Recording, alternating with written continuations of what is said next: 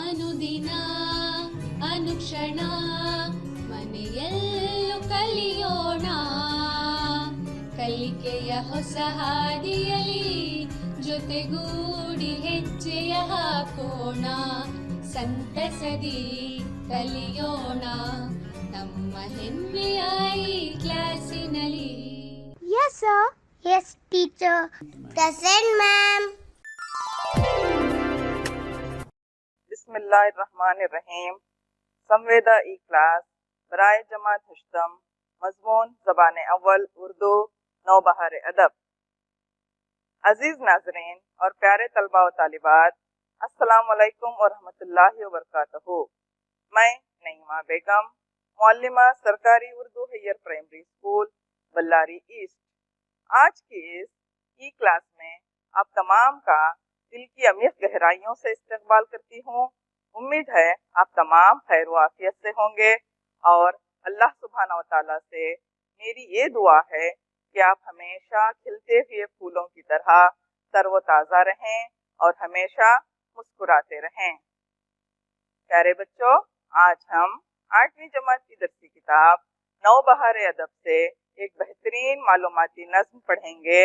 तो बच्चों आइए आप अपनी दरसी किताब, नोटबुक और पेन पेंसिल के साथ बैठ जाइए, ज़रूरी नुकात को नोट करते जाइए ताकि आखिर में जब मैं आपसे सवालात पूछूं तो आपको जवाब देने में आसानी हो सके।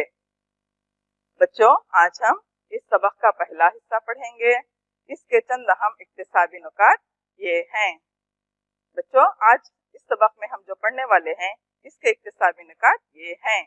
पहला, नज़्म की तारीफ और इसके अक़साम के मुताल्लिक़ मालूमात हासिल करेंगे, यानी नज़्म किसे कहते हैं, नज़्म के माने जानेंगे और इसके ख़ास अक़साम के मुताल्लिक़ मालूमात हासिल करेंगे।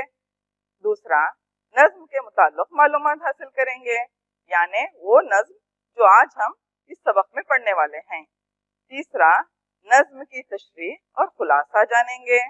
चौथा, अल्फाज़ व माने, वाहिद जमा, अज़दाद और मशक़ी सवालात के जवाबात वगैरह सीखेंगे। चलिए बच्चों, सबसे पहले हम नज़्म की तारीफ जान लेते हैं। नज़्म की तारीफ इस तरह से है बच्चों, अशार का ऐसा मजमुआ जिसमें किसी एक ख्याल को तसलसल से बयान किया जाए उसे नज़्म कहते हैं। नज़्म के माने लड़ी में मोती पिरोने के हैं। जिस तरह हम लड़ी में मोती पिरो पिरो कर एक माला, एक हार बनाते हैं, इसी तरह शायर भी अपने ख्यालात को अशार में पिरोकर उसे नज़्म की सूरत में ढालते हैं। अदब में जब नज़्म का लफ्ज़ इस्तेमाल करते हैं तो इसके माने नसर के मुखालिफ मफ़हूम के होते हैं और इसमें इन सारी असनाफ को शामिल कर लिया जाता है जो नसर में नहीं हैं, जैसे मसनवी, मरसिया, गज़ल और रुबाई वगैरह। नज़्म शायरी की एक मुनज़्ज़म सूरत है, यानी बेतरतीब और बिखरे हुए मवाद को मौज़ू और मुरत्तब शक्ल में पेश करना ही नज़्म कहलाती है। नज़्म शायरी की एक ऐसी किस्म है जो किसी एक उन्वान के तहत किसी एक मौजू पर लिखी जाती है। नज़्म की एक खास बात यह है कि इसमें हैयत की कोई क़ैद नहीं होती। नज़्म की एक खास बात यह है बच्चों, इसमें हैयत यानी बनावट की, इसके साख की कोई क़ैद नहीं होती। ये बहर और काफिये से पाबंद भी होती है और इन ख़यूत से कभी कभी आज़ाद भी होती है। इसमें मज़ामीन की वसअत होती है। नज़्म जिंदगी के किसी भी मौजू पर कही जा सकती है। उर्दू अदब की दो असनाफ हैं, उर्दू नसर और उर्दू नज़म यानी उर्दू शायरी। फिर उर्दू शायरी की कई किस्में हैं जिनमें हमद, नात, मज़मून, हमद, नात, गज़ल, मसनवी, कसीदा, मरसिया, रुबाई वगैरह शामिल हैं।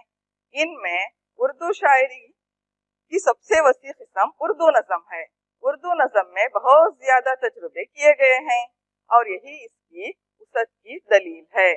नज़ीर अकबर आबादी, अल्ताफ़ हुसैन हाली, अकबर इलाहाबादी, अल्लामा इकबाल, जोश मलिहाबादी, साहिर लुधियानवी, फैज़ अहमद फैज़ और इस्माइल मीरठी नज़म के बड़े शायरों में से हैं। चलिए बच्चों, अब हम چند اہم نظموں کے متعلق جان لیتے ہیں۔ اردو نظم کے شعراء اردو ادب کو کچھ ایسی خاص نظمیں دے گئے ہیں جو رہتی دنیا تک اردو ادب اور خاص طور پر اردو شاعری کو لوگوں کی زبان اور دل میں جگہ بنانے کا موقع عنایت کرتی رہے گی۔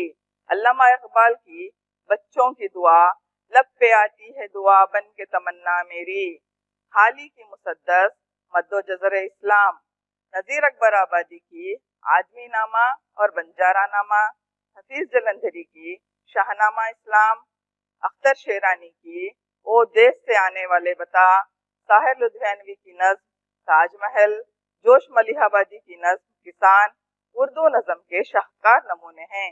بچوں، آپ نے علامہ اقبال کی مشہور دعا لب پہ آتی ہے دعا بن کے تمنا میری آپ سبھی نے پڑھی ہوگی۔ اسی طرح بچوں، آپ یہ بقیہ جو بھی نظمیں یہاں پر بتائی جا رہی ہیں، آپ اپنے اساتذہ کی مدد سے، اپنے اسکول کے لائبریری سے انہیں حاصل کر کے انہیں پڑھیے اور اس سے فیض حاصل کیجیے۔ چلیے بچوں، اب ہم نظموں کے خاص قسموں کے متعلق جانتے ہیں۔ نظم کی قسمیں اور اس کی تعریف جان لیتے ہیں۔ حیت کے اعتبار سے اردو نظم کی 4 قسمیں ہیں۔ پہلا ہے پابند نظم۔ یہ ایک ایسی نظم ہے جس میں بحر و قافیے کی پابندی کی گئی ہو۔ ابتدائی دور میں زیادہ تر پابند نظمیں ہی لکھی جاتی تھیں۔ بچوں، پابند نظم دراصل حیت کی پابند ہوتی ہے۔ کبھی یہ 4 مصروں میں لکھی جائے تو اسے مربع نظم کہتے ہیں، اگر یہ 5 مصروں میں لکھی جائے تو اسے مخمس کہتے ہیں، اگر یہ 6 مصروں میں لکھی جائے تو اسے مسدس کہتے ہیں۔ مصروں کی پابندی کی وجہ سے ہی اس نظم کو پابند نظم کے درجے میں رکھا جاتا ہے۔ چلیے بچوں، ہم دوسری قسم کی طرف چلتے ہیں۔ آزاد نظم۔ یہ ایک ایسی نظم ہے جس میں ردیف قافیے اور وزن کی پابندی نہ کی گئی ہو، البتہ بحر کی پابندی لازمی ہے۔ آزاد نظم کو انگریزی میں فری ورس کہتے ہیں۔ بچوں، آزاد نظم کا رواج اس لیے پڑھا تاکہ شاعر تمام تر پابندیوں سے آزاد رہے۔ اگلی قسم ہے مورا نظم، جس میں بحر کی پابندی ہو لیکن قافیے کی پابندی نہ ہو۔ اس کو انگریزی میں بلینک ورس کہتے ہیں۔ اس نظم کا ایک عنوان بھی ہوتا ہے۔ اس نظم میں سارے مصرے ایک ہی بحر اور ایک ہی وزن میں ہوتے ہیں۔ اگلی قسم ہے نثری نظم۔ بچوں، اس کے نام سے ہی پتہ چلتا ہے کہ ایک ایسی نظم ہے جو نثر کی شکل میں لکھی گئی ہو۔ اس نظم میں وزن، ردیف، قافیے کی پابندی نہیں کی جاتی، البتہ یہاں پر شعریت کا عنصر ضرور موجود رہتا ہے، اس لیے اسے نظم کے درجے میں رکھا جاتا ہے۔ بچوں، عام طور پر بحر اور اس کے ارکان کی وجہ سے نظم میں جو ترنم پیدا ہوتا ہے، نثری نظم اس سے آزاد رہتی ہے، اس سے محروم رہتی ہے۔ یہاں پر یہ نظم نثر سے قریب تر ہوتی ہے اور اس کا اہم پہلو خیال ہوتا ہے۔ چلیے بچوں، اب ہم سبق کی طرف آگے بڑھتے ہیں۔ بچوں، آپ کو ٹی وی اسکرین پر چند تصاویر نظر آئیں گی، آپ اسے غور سے دیکھیے اور پہچان کر بتائیے کہ ان تصویروں میں آپ کو کیا نظر آ رہا ہے۔ دیکھیے بچوں، پہلی تصویر میں آپ کو کیا نظر آ رہا ہے؟ جی ہاں بچوں، آپ نے بالکل صحیح پہچانا، یہ ہے سمندر کی تصویر۔ دیکھیے بچوں، دوسری تصویر، ہاں جی ہاں، آپ نے بالکل صحیح بتایا، یہ بادل کی تصویر ہے۔ جی ہاں جی، یہ سورج کی تصویر ہے۔ تیسری تصویر یہاں پر کیا نظر آ رہی ہے بچوں؟ جی ہاں، یہ بادل کی تصویر نظر آ رہی ہے۔ جی ہاں، ماشاءاللہ، آپ کا جواب بالکل صحیح ہے، یہ سمندر، سورج اور بادل کی تصاویر ہیں۔ چلیے بچوں، اسی مناسبت سے ہم آج کے جو سبق پڑھیں گے وہ ایک نظم ہے جس کا عنوان ہے بادل کا گیت۔ اس نظم کی تدریس سے قبل یہ ایک تصویر دیکھیے بچوں۔ اس تصویر میں آپ کو تیر کے نشانوں کی مدد سے جو دکھایا جا رہا ہے، اس سے یہ بات آپ یقیناً سمجھ چکے ہوں گے کہ سورج کی گرمی سے ندیوں، دریاؤں اور سمندروں کا پانی بھاپ میں تبدیل ہو کر بادل بنتا ہے، پھر بارش بن کر زمین پر برستا ہے اور ندیوں نالوں سے ہوتا ہوا پھر سمندر میں جا کر ملتا ہے، جس जिसे हम आबी चक्कर कहते हैं। बच्चों, यहाँ पर आपके दिमाग में चंद सवालात आ रहे होंगे कि बादल किस तरह बनता है और बरसात किस तरह होती है। तो चलिए बच्चों, मुख्तसरन जान लेते हैं कि बादल किस तरह बनता है या बारिश किस तरह होती है। बच्चों, जब हम धूप में गीले कपड़े सूखने के लिए डालते हैं तो कुछ देर बाद वो कपड़े धूप में सूखकर खुश्क हो जाते हैं। इसी तरह जब हम किसी बर्तन में पानी भरकर धूप में रखते हैं तो वो पानी थोड़ी देर बाद उस बर्तन में पानी की सतह थोड़ी कम हो जाती है। ये सारा पानी बुखारात बनकर हवा में शामिल हो जाता है। इसी तरह बच्चों, नदियों, नालों, दरियाओं और समंदरों से पानी मुसलसल बुखारात बनकर हवा में शामिल हो रहा होता है। सूरज से आने वाली शुआएं जब किसी चीज से टकराती हैं तो उसका दर्जा हरारत बढ़ा देती हैं। इसी तरह जब सूरज से आने वाली शुआओं से पानी का दर्जा हरारत बढ़ता है तो वो पानी बुखारात बनकर हवा में शामिल हो जाता है। बुखारात बनने के इस अमल को हम अमले तबखीर या इवेपोरेशन कहते हैं। बच्चों, सूरज से आने वाली शुआओं की वजह से हवा भी गर्म हो जाती है। गर्म हवा ठंडी हवा की बनिस्बत हल्की होती है और फिजा में बुलंद होती है और ठंडी होकर पानी के खतरे बना लेती है। इस अमल को हम अम्ले कसाफत या कंडेंसेशन कहते हैं।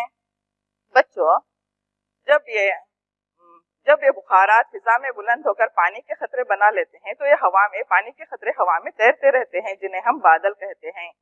पानी के ये खतरे, छोटे छोटे खतरे जब तादाद में ज्यादा हो जाते हैं तो आपस में मिलकर बड़े खतरे बना लेते हैं, जिससे इनका वजन भी बढ़ जाता है और वो फिजा में ज्यादा मुअल्लिक नहीं रह सकते, जिसके नतीजे में वो जमीन पर गिरना शुरू होते हैं, जिसके नतीजे में बरसात होती है। बरसात का ये पानी कुछ तो जमीन के नीचे चला जाता है और जो पानी बच जाता है वो नदियों, दरियाओं से होता हुआ फिर समंदर में जाकर मिलता है, जिसे हम आबी चक्कर कहते हैं। बच्चों, इसी तरह पेड़ पौधे भी, दरख्त भी जमीन से पानी जज्ब करते हैं और अपने पत्तों की सूरत में उसे बुखारात की सूरत में अपने पत्तों के जरिए उसे खारिज करते हैं। ये बुखारात भी फिजा में बुलंद होकर बादल बना लेते हैं। बच्चों, ये सारा कुदरती निजाम है। अल्लाह ताला इस निजाम को चलाता रहता है। कुदरत के इस निजाम के मुताल्लिक हम जितना भी सोचेंगे हैरान रह जाएंगे। चलिए बच्चों, अब हम नज्म की तरफ आगे बढ़ते हैं। शायर अहमद नदीम खासमीन साहब ने इसी नजरिए को अपने इस नज्म बादल का गीत में निहायत खूबसूरत अंदाज में ढाला है कि पानी किन किन मुश्किलात और दुश्वारियों का सामना करते हुए बादल बनता है। बादल का गीत नज्म सबक नंबर 11, सफा नंबर 55 और लिखने वाले शायर हैं अहमद नदीम खासमी। शायर अहमद नदीम खासमी साहब ने इस नज़म में ये बताने की कोशिश की है कि समंदर का पानी किस तरह भाप में तब्दील होकर बादल बनता है और जमीन पर बरसकर बहता हुआ नदी नालों से फिर समंदर में जा पहुंचता है। चलिए बच्चों, आप अपनी दरसी किताब से बादल का गीत नज़म पर आ जाइए। मैं इस नज़म की ख्वानदगी करती हूँ। उम्मीद है आप तमाम बगौर समाअत फरमाएंगे और मालूमात से मुस्तफीज होंगे। जरूर इन निकात को नोट करते रहिए ताकि आखिर में जब मैं आपसे सवालात पूछूं तो आपको जवाब देने में आसानी हो सके। तो चलिए बच्चों, हम नज़्म की ख्वानदगी शुरू करते हैं। मेरा घर समंदर की गहराइयों में, मेरा घर समंदर की गहराइयों में, मैं रहता था लहरों की परछाइयों में, कभी सीपियों में कभी काइयों में, मगर एक दिन शौक तफ्तीश हुआएं, पुकारें कि आओ तुझको तारे दिखाएं, उड़ाएंगी तुझको नशीली हवाएं, सितारों की धुन में वतन छोड़ आया, हवाओं ने शानों पे मुझको बिठाया, समंदर से उठा पहाड़ों पे छाया, मगर तेज झोंके ने आफत ढाई, मुझे एक पर्वत की चोटी दिखाई, कहा इससे लड़कर दिखा मेरे भाई, मैं लपका तो पर्वत ने मुझको धकेला, वो अकड़ा मैं गरजा, वो बिफरा मैं खेला, पर अफसोस फानी है खेलों का मेला। चलिए बच्चों, इस नज़्म को सही तरीके से समझने के लिए हम अल्फाज के माने जान लेते हैं। नंबर 1, काइयों यानी काई की जमा, वो सब्जी जो ठहरे हुए पानी में या बरसात में दीवारों वगैरह पर जम जाती है, जिसे हम काई कहते हैं। दूसरा है शौक यानी चंचल। नंबर 3, शानों कंधों।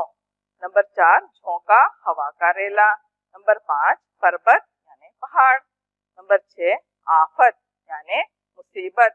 नंबर 7 चोटी पहाड़ की सबसे ऊंची जगह। नंबर 8 लपकना जल्दी से लेना, बिफरना गुस्सा करना।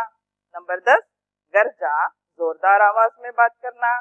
नंबर 11 फानी फना होने वाला। 12 शुआएं किरने। नंबर 13 मेला सैर या तमाशा।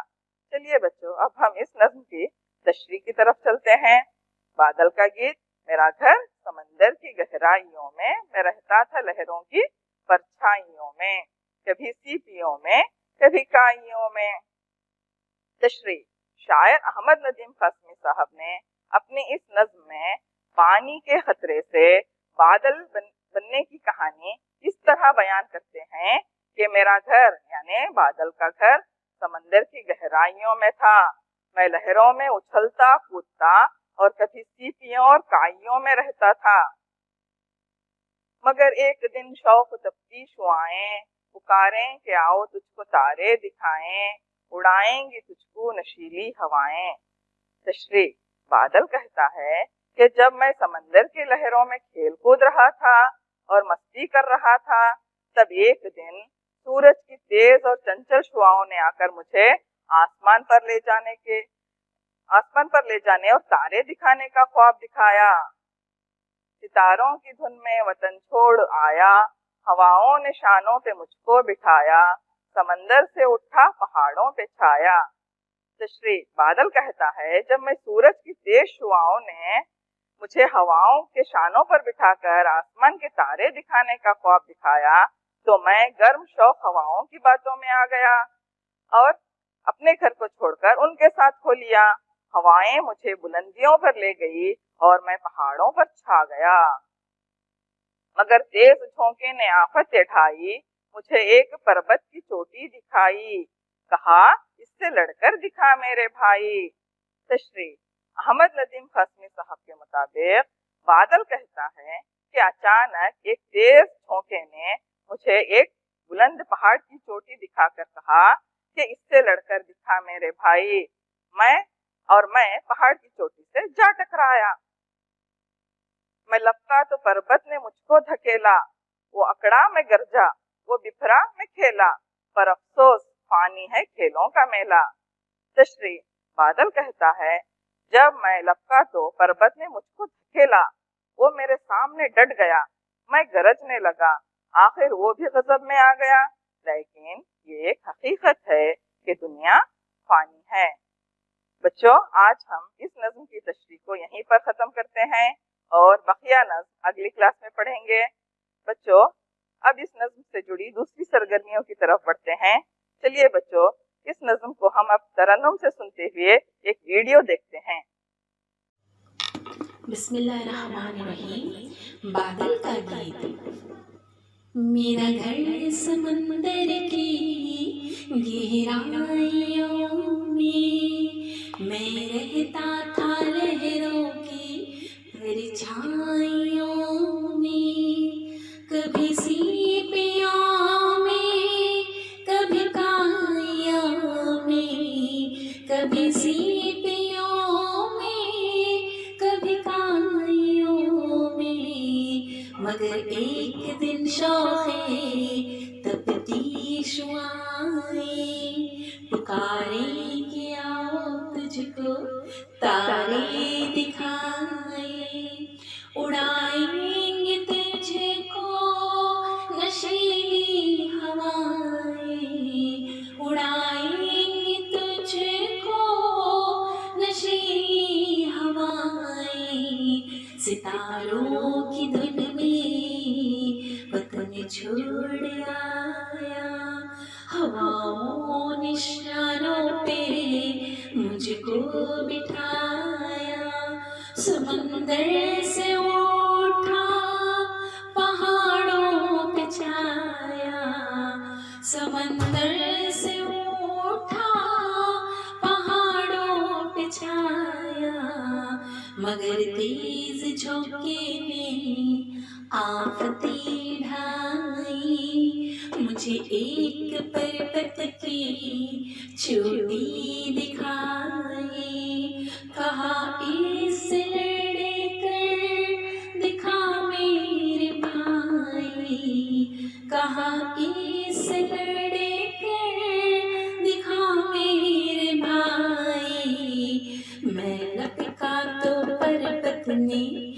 मुझे खुद केला ओ अकड़ा मैं कर जा ओ भपरा मैं खेला पर अफसोस पानी है खेलों का मेला पर अफसोस पानी है खेलों का मेला। आपने इस नज़म को तरन्नुम से सुनते हुए इस वीडियो को देखा है यहाँ पर। मैं उम्मीद करती हूँ आप इस वीडियो को देखकर लुत्फ अंदोज हुए होंगे। चलिए बच्चों, इस नज़म से जुड़ी दूसरी सरगर्मियाँ किस तरह से हैं। सबसे पहले हम अज़दाद की तरफ चलते हैं और जान लेते हैं चंद अल्फाज और उनके अज़दाद। गहराई, पायाबी यानी गहराई की जिद है पायाबी या ऊंचाई। पानी उसका जिद है बाकी। अफसोस खुशी, आफत राहत, अकड़ा सहमा, वतन परदेश। चलिए बच्चों अगली सरगर्मी की तरफ चलते हैं। वाहिद की जमा। पहले इस नज़म में आने वाले ऐसे अल्फाज जो वाहिद हैं हम उनकी जमा देख लेते हैं। घर घरों, समंदर समंदरों, आफत आफतें, पर्वत पर्वतों, मेला मेलों, भाई भाइयों। अब जमा की वाहिद देख लेते हैं बच्चों। गहराइयों गहराई, परछाइयाँ परछाई, सीपियों सीपी, काइयों काई, सितारों सितारा, खेलों खेल, शुआएं शुआ, हवाएं हवा, शानों शाना, लहरों लहर। चलिए बच्चों अगली सरगर्मी की तरफ बढ़ते हैं। दर्ज झैल सवालात के नीचे 4 जवाब दर्ज हैं बच्चों। मौजू तरीन जवाब को आपको यहाँ पर पहचानना है और निशानदेही करना है। पहला सवाल है, शायर अहमद नदीम कासमी की लिखी हुई नज़्म की निशानदेही कीजिए। यहाँ पर बच्चों आपको 4 इख्तियारी जवाब दिए जा रहे हैं। आप उनमें से सही जवाब की निशानदेही करना है।